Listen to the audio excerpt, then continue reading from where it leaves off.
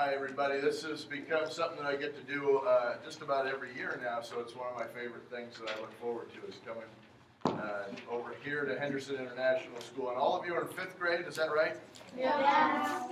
And then I happen to be your neighbor as a school because I live just in the neighborhood right across the street, so it makes it kind of fun because then I can just walk over here and don't have to worry about driving all the way into the office. So it's always fun to come over here and be with you guys, and I hope that somewhere, and how much time do we have in here?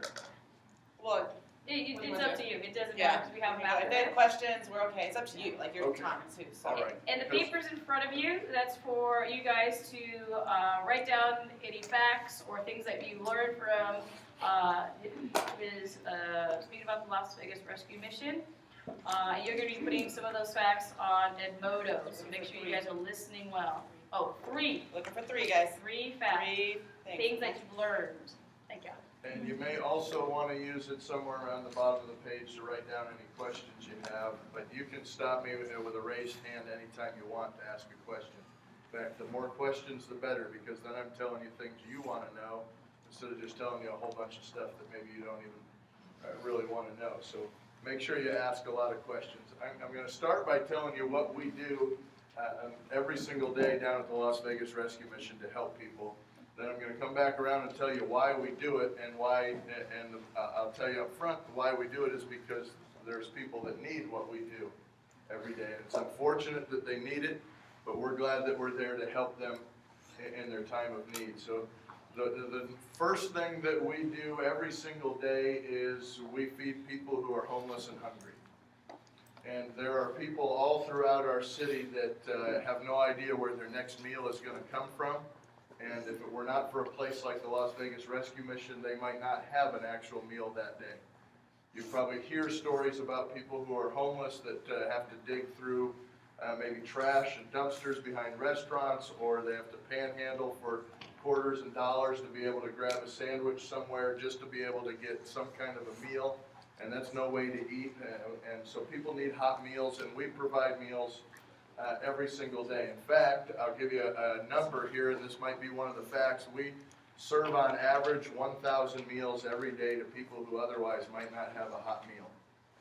In 2012, we served 359,000 meals in our dining hall.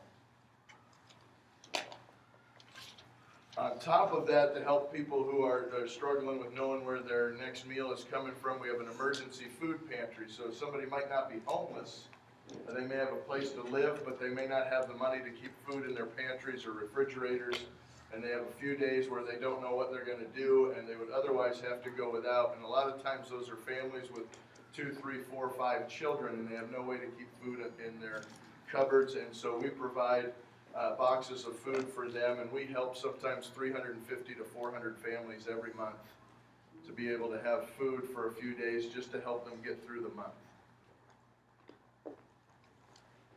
So one of the biggest things we do is we help people deal with hunger. There are organizations that have done some research that 1 out of every 6 people in Las Vegas struggle with knowing where their next meal is going to come from and struggle with knowing how much food they're going to be able to have.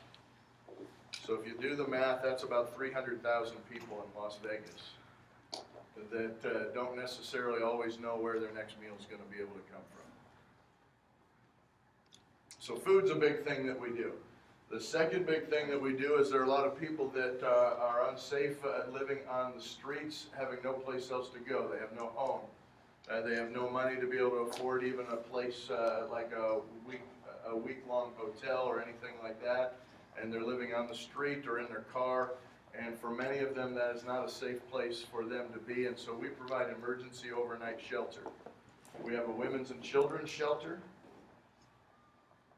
we have a men's shelter, we have family units, because every day we have families that come to us that have no place to live.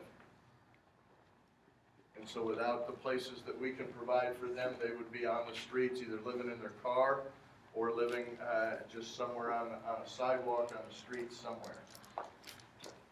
We also have the only facility in the entire state of Nevada that has a place for single dads to be able to stay in an emergency shelter with their children. Normally in an emergency shelter or overnight shelter, children aren't allowed to be in where the men stay, and men aren't allowed to stay where the women and children stay. So if a single dad comes and he has a couple of kids, most shelters have no place for him to go because he can't bring his kids in where he would go. He can't go where the kids go, so what does he do? Usually that means he's stuck on the streets. We're the only place in the entire state that has 3 units that are always full with single dads and their kids to be able to stay somewhere and get off the streets. So, yes, Do you accept donations? we certainly accept donations. In fact, that's my whole job, is to make sure that we get all the donations we need, because we can't do any of the things I'm telling you about without donations from all over our community. What do you guys accept as your donations? What kind of food? What kind of food? Because food's not the only donations we Or accept. what but, type of items? Everything, in fact, will you remind me to come back to that question, because I'm going to tell you about at least one more thing that we do every day, and then I'll come back and help with that question. Yes? Do you get a lot of kids in there, or? We sometimes have as few as maybe 6 or 8 kids that are staying at the shelter, and sometimes we have as many as 25 or 30 on any one night. Are they teenagers? Sometimes they're early teenagers. Most of the time they're smaller kids. Maybe your age, most of the time even younger than you guys. And one of the reasons why that is a lot of times families, parents that are homeless, if their kids are old enough, they tend to try and make it on the streets a little easier if their kids are old enough to maybe be able to be okay. The younger the kids, the less they want to be on the streets.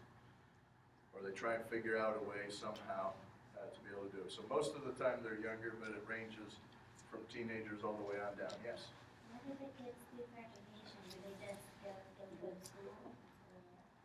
No, because actually, because we think school is important at the rescue mission, we don't use being homeless or being at our shelter as a reason to not go to school.